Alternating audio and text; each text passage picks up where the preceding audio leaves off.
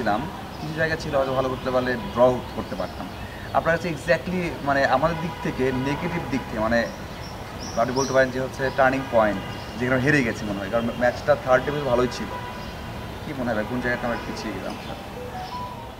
না, ম্যাচের শুরুতে তো মোটামুটি আহ, আমাদের কন্ট্রোলে ছিল, কিন্তু ওদের যখন 6 উইকেট বা 7 উইকেট পড়ে গেল, 250 রানের মতো স্কোর ছিল, তখন হয়তো টেইলকে আমরা অনেকেই আশা করছিলাম হয়তো আমাদের যে বোলিং স্ট্রেংথ আছে সেটা হয়তো টেইলকে 300 রান বা অ্যারাউন্ড 300 রানসের মধ্যে আটকে রাখতে পারবে।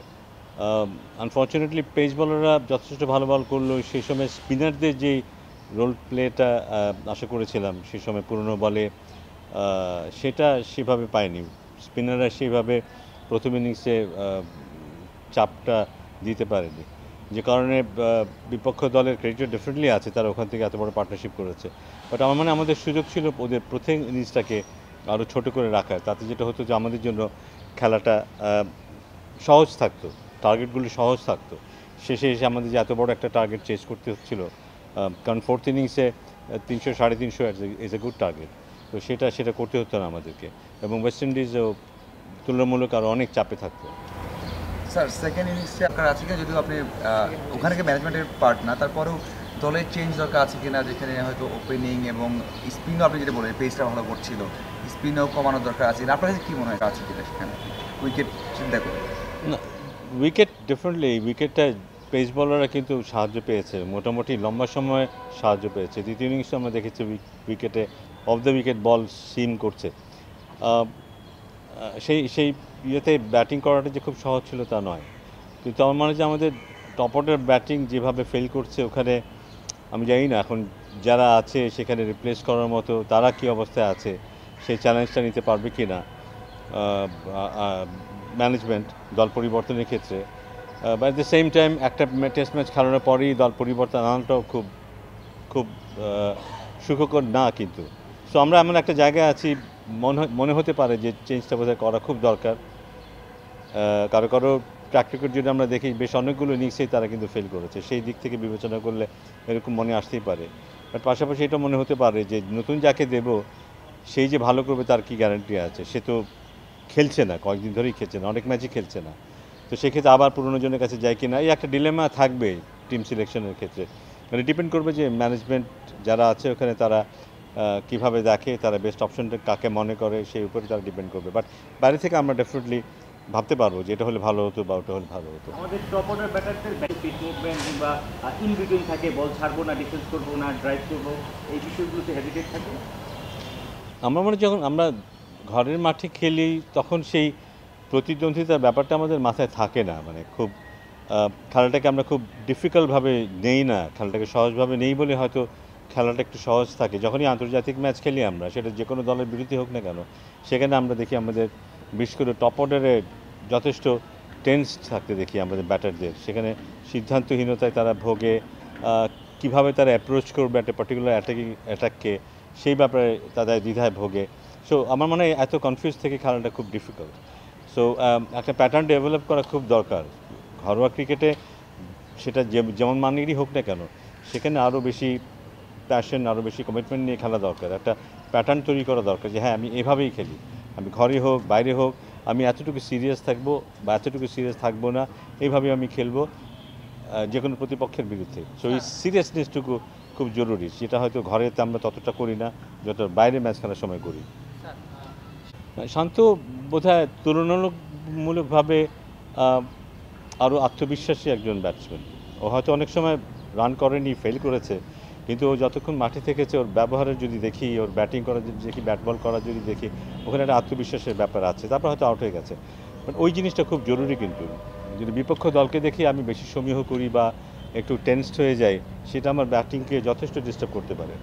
তো ডেফিনেটলি শান্ত, অভিজ্ঞতার কথা যদি বলি, কোয়ালিটির কথা বলি, ও থাকলে হয়তো ও তো ডেফিনেটলি খেলতো, হয়তো আমাদের আমরা অন্য কিছু দেখতেও পারতাম। তার আগের যে বোর্ড প্রেসিডেন্ট পাপন সাহেবের একটা ডায়লগ খুবই ভাইরাল ছিল, সবসময় আমাদের টার্গেট নেক্সট বিশ্বকাপ, নট দিস বিশ্বকাপ। আপনারা নতুন বোর্ড এসেছেন এবং তারা 3 সিরিজ খুবই শোচনীয়ভাবে হেরেছেন, আপনাদের পরবর্তী টার্গেট?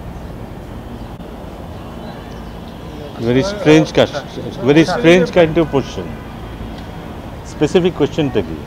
টানা 3 সিরিজ আপনারা খুবই কেমন অবস্থা আপনার Avoid this. স্যার ঠিক আমরা আরও ভালো করতে চাই আচ্ছা ডেফিনেটলি। আচ্ছা তাসকিন প্রথমবার টেস্ট ক্রিকেটে 5 উইকেট পেলেন, 6 উইকেট পেলেন। এক কথা যদি আমরা ছোট ছোট টার্ম ইউজ করি না, ওয়াও, ওয়ান্ডারফুল, জি স্যার, আপনি একটা দুর্দান্ত, আপনার টার্মটা কি তাসকিনের বোলিং দেখার পর কি মনে হয়েছে তখন? না, ইট ওয়াজ স্যাটিসফ্যাক্টরি এবং দেখে মনে হচ্ছিল যে ও নিজেও বোধহয় এটা উপলব্ধি করছিল যে ও কতটা ভালো বল করতে পারে। ও নিজেও বুঝছিল যে ওর বল খেলাটা ব্যাটসম্যানের জন্য খুব ডিফিকাল্ট হচ্ছে। এই জিনিসটি আমরা প্রথমে ইনিংসে দেখিনি, এই জিনিসটি আমরা গত কতগুলি ম্যাচে দেখিনি। সো আমাদের চাইতে ওর জন্য জরুরি এই উপলব্ধিটা, এই বিশ্বাসটা যে ওই ধরনের বল করতে পারে। সো প্রথম ইনিংসে যদি এই বলিংটা করতে হয়তো বিপক্ষ হয়তো আরও চাপে থাকতো। তো ওইটা দেখে মনে হয়েছে যে না, এই ফিরে আসাটা হয়তো আমাদেরকে আরও শক্তিশালী করবে। ওয়াও বলার মতো না, বাট আমি মনে করেছি যে এটা আমাদের দলকে আরও শক্তিশালী করবে, সেটা আমার জন্য বেশি ইম্পর্টেন্ট ছিল। মাঝখানে সেই টেস্ট ক্রিকেট থেকে একটু দূরে থাকার একটা চিন্তাও করেছিল। তার কামব্যাকটা বাংলাদেশের ক্রিকেটের জন্য কতটুকু আসলে স্যাটিসফাইড আসলে? আমার মনে হয় যদি ওর যদি ফর্মেট বিচার করতে চায়, he is a best test বলার। টেস্ট বলিংটা ওর জন্য সবচেয়ে 1 নম্বর প্রেফারেন্স হওয়া উচিত। ওর যে বলিং ক্যাপাসিটি আছে, টেস্ট বলার হওয়াটা সহজ ব্যাপার না। কিন্তু আমরা যদি একজন, আমি জানি না এখন হয়তো হিসেব কিন্তু অন্যরকম হয়ে গেছে, T20 বা হোয়াইট বল ক্রিকেটের কারণে আমরা মূল্যায়ন করি ভিন্নভাবে। বা টেস্ট ক্রিকেট খেলে একজন খেলোয়াড় নিজেকে যে জায়গায় উঠাতে পারে, অন্য কোনো ফর্মেটে কিন্তু সেটা পারে না। সো আমার মনে হয় এই 6 উইকেট ও নিজেও রিয়েলাইজ করবে যে হাউ ইম্পর্টেন্ট ইট ইজ, এবং এটা ওকে বিশ্বের মানচিত্রে অ্যাজ এ বোলার কোন জায়গাটা উঠিয়ে নিয়ে গেছে সেটা ও নিজেও উপলব্ধি করবে। স্যার বোলাররা আসলে মনে হয় যদি এইচপিতে এইটা করা যায় যে 3 ফরম্যাটের জন্য 3টা একাদশ বা 3টা স্কোয়াড করে টেস্টের জন্য কিছু ব্যাটারকে প্রস্তুত করা, ওয়ানডের জন্য কিছু ব্যাটারকে প্রস্তুত করা, T20-র জন্য কিছু ব্যাটারকে প্রস্তুত করা, এরকম কোনো ইনোভেশন আপনারা স্পেসিফাই করলে ব্যাটিংয়ের জন্য আপনারা নেবেন কিনা? না, হয়তো ওরকম করতে হবে। জিনিসটা হচ্ছে যে এখন যেটা দাঁড়িয়েছে, গত অনেক দিনে যেটা আমরা দেখেছি, আমিও বাইরে থেকে দেখেছি, হ্যাঁ, একজন ভালো খেলে, টেস্ট ক্রিকেটে ভালো খেলে এবং তার মাথায় এটাই আসে যে আমি যদি T20 খেলতে না পারি আমার ইনকাম অনেক কম হবে, আমি যদি ওয়ানডে খেলতে না পারি আমার ইনকাম অনেক কম হবে। সো আমি আস্তে আস্তে ওরকম খেলার চেষ্টা করি। ওটা করতে গিয়ে আমরা দুজনকে কিন্তু নিজেদের স্কিল হারাতে দেখেছি কিন্তু। সো আমার মানে এগুলি অ্যাড্রেস করতে হবে আমাদেরকে আরও সিরিয়াস হতে হবে ইন টার্মস অফ আইডেন্টিফাইং যে কে কোনটার জন্য যোগ্য, সে যেন সেটা সেজন্য সেদিকে যেন তার মনোযোগ থাকে এবং এটা একটা প্রফেশনাল দৃষ্টিভঙ্গি থাকা দরকার। আমরা অনেক সময় যে ছেলেটা ভালো টেস্ট খেলে তাকে অনেক সময় উৎসাহিত করি, ওভাবে খেলো, তাতে T20-তে চান্স পাবে, এখানেও চান্স পাবে, ওখানেও চান্স পাবে। আমার মনে হয় এটা বোধহয় ঠিক না। এটা প্লেয়ারকে বুঝতে হবে, ম্যানেজমেন্টকে বুঝতে হবে, সংগঠকদের বুঝতে হবে যে এই খেলোয়াড় এটার জন্য উপযোগী, তাকে এটার মধ্যে সীমাবদ্ধ থাকতে হবে। 2-1 খেলোয়াড় থাকবেই যারা হয়তো 3টে ফর্মেটে খেলবে, কিন্তু ভবিষ্যতে কিন্তু 3 ফর্মেটে খেলোয়াড় কমে যাবে, কিন্তু হয়তো ম্যাক্সিমাম 2টো ফর্মেটে খেলতে পারবে। সো আমরা ডেফিনেটলি যেটা চুলচেরা একটা বিশ্লেষণ করার চেষ্টা করবো ডেফিনেটলি, এবং তারপরে যেটা করতে হবে, কারণ আমাদেরকে ভালো খেলতেই হবে, দের ইজ নো অল্টারনেটিভ। ভালো খেলার জন্য যেটা করতে হবে, যেসব সিদ্ধান্ত নিতে হবে, কিছু সিদ্ধান্ত সবার খুব ভালো লাগতে পারে, কিছু সিদ্ধান্ত সব ভালো নাও লাগতে পারে, কিন্তু সিদ্ধান্তগুলো আমরা নিতে হবে যদি আমরা ভালো খেলতে চাই। স্যার আব্দুল রাজ্জাক নির্বাচক বলেছেন যে সবাই T20-টাকে ক্রিকেট মনে করছে। আপনার কাছে কি তাই মনে হয়? আর যদি তাই হয় তাহলে টেস্ট ক্রিকেটারদেরকে মোটিভেট কীভাবে করবেন? অলরেডি আসলে 6 লাখ টাকা ম্যাচ ফি পায় তারা। না, জিনিসটা হচ্ছে যাদের সম্ভাবনা আছে ভালো টেস্ট খেলার, তারা যদি T20-কে অনুসরণ করতে চায়, তাদের যেটা হবে যে গাছেরটাও হারাবে তারা, তলাটাও হারাবে। কিন্তু আলটিমেটলি ব্যাপারটা আমার সাথে না, কিন্তু আমি খুব ভালো লম্বা ফর্মেট খেলি, আমি চাইলেই কিন্তু T20 খেলতে পারবো না, কিন্তু সেটা করতে গেলে আমি হয়তো দোনোটাই হারাবো। এটা খেলোয়াড়কেও বুঝতে হবে, খেলোয়াড় আশেপাশে যারা থাকে, গাইড যারা করে তাদেরকেও বুঝতে হবে কিন্তু, এবং সবারই একটা দায়িত্ব আছে কিন্তু। হ্যাঁ, সবাই যদি আমরা চাই সবাই আমরা শুধু বিরাট কোহলি হবো, সবাই সাকিব আল হাসান হবো, তা কিন্তু না। কাউকে কিন্তু অন্য রোল প্লে করতে হবে, অনেকের সীমাবদ্ধতা থাকবে, একটা ফর্মেটই হয়তো খেলতে পারবে, তাকে সেখানে রাখতে হবে। বাট বোর্ডের দায়িত্ব হচ্ছে যে একটা ফর্মেট খেলবে, তাকে সেইভাবে তার রক্ষণাবেক্ষণ করা হলো বোর্ডের দায়িত্ব, সেই সিকিউরিটি দেওয়া বোর্ডের দায়িত্ব। স্যার T20 ক্রিকেটের কথা যেহেতু এলোই আসলে একটু আমরা একটু বেশি না ছড়াই আমাদের আলোচনাটা, যেন আমরা একটু টেস্ট ক্রিকেট নিয়ে আলোচনা করেছিলাম, আস্তে আস্তে আমরা অন্যদিকে চলে যাচ্ছে। Please keep it to this. আর একটা দুটো প্রশ্ন,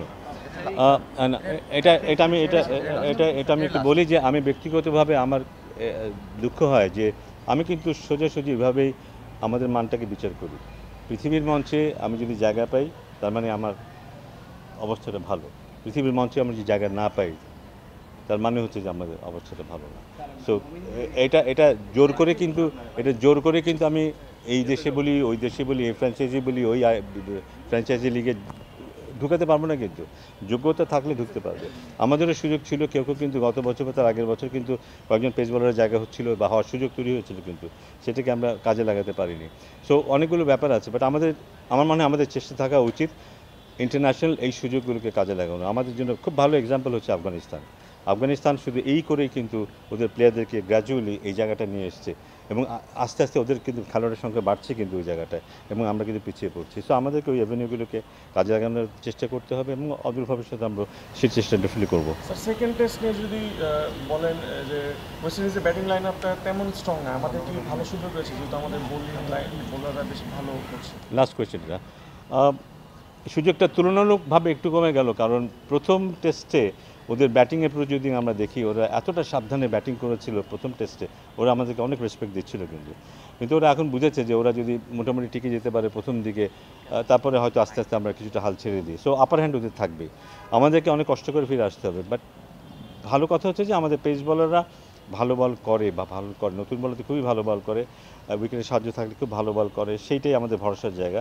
সেটা যদি আমরা করতে পারি, কিন্তু অনেকবারই আমরা দেখেছি যে হয়তো বিপক্ষ দলে 3টা 4টা 5টা উইকেট পড়ে গেল মোটামুটি অল্প রানে, তারপর ওদের পার্টনারশিপটা হয়ে যাওয়াটা, ওই জায়গাটা আমাদেরকে অনেকবার ভুগিয়েছে। কিন্তু ওই জায়গাটাতে আমাদেরকে আরেকটু কম্প্যাক্ট হতে হবে। ওটা যে হতে পারি আমি আশাবাদী দ্বিতীয় টেস্টে, কারণ আমরা এই টেস্টে ভালো ব্যাটিং করিনি, সুযোগ থাকার পরও অনেকেই ভালো একটা স্কোর করেও তারপর ওটাকে বড় করতে পারিনি। ওই জায়গায় আমাদেরকে একটু বড় করতে হবে, বড় পার্টনারশিপ করতে হবে। এটা করতে পারলে ডেফিনেটলি আমরা প্রেশারে ফেলতে পারবো ওয়েস্ট ইন্ডিজকে। Thank you thank you. Thank you sir.